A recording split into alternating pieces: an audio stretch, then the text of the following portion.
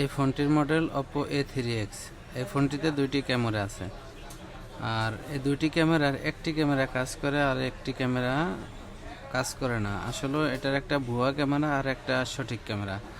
আর এই ক্যামেরায় ঢুকলে দেখা যায় এই জায়গায় 1x এবং 2x আছে, মানে এখানেও সফটওয়্যার দিয়ে বোঝানো হয়েছে যে এখানে দুইটা ক্যামেরাই ওপেন হয়। আসলে আমি পরবর্তীতে দেখলাম যে একটি ক্যামেরা হাত দিয়ে ক্যামেরা যখন ওপেন করি তখন দেখলাম যে একটা ক্যামেরাই কাজ করে আর অন্য আরেকটা ক্যামেরা কাজ করে না। আমি নিচের ক্যামেরাটা ফ্যাক ক্যামেরা, আসলে এটা কোনো কাজের ক্যামেরা না, এটা ব্যাকশেলের সাথে ক্যামেরার মতো একটা গ্লাস লাগানো আছে।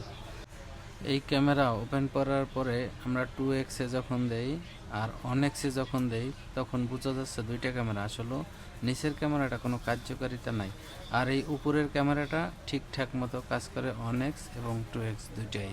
ঠিক আছে, তাহলে একটি ক্যামেরা দিয়ে দুইটা ক্যামেরা বোঝানো আছে। আসলে যারা কম দামে ফোন কিনতেছেন তাদেরকেই এভাবে ঠকানো হচ্ছে। আসলে চাইনিজরা ওরা অনেক বুদ্ধি নিয়ে চলে, যে আপনি কম টাকার ভিতরে 3-4টা ক্যামেরা চাইলে এরকমই 3-4টা ক্যামেরা দিয়ে দেবে, কিন্তু আসলে আপনি যাচাই করে নেবেন কি না সেটা হয়েছে বিষয়। যদি যাচাই করে না নেন তাহলে আপনাকে ঠকাবে, যে আপনার 4টা ক্যামেরা থাকলে বা 2টা ক্যামেরা থাকলে আপনি মানে চেক করে দেবেন যে 2টা ক্যামেরা আসে কি না।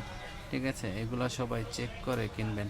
আর চাইনিজ মোবাইল থেকে সবাই বিরত থাকার চেষ্টা করবেন, আর যারা কিনতেছেন তারা অবশ্যই ভালোভাবে যাচাই বাছাই করে নেবেন। আর এই বাংলাদেশের মানুষকে বেশি ঠকাচ্ছে অপ্পো, ভিভো, শাওমি, এসব কোম্পানিগুলো। Tecno, Infinix.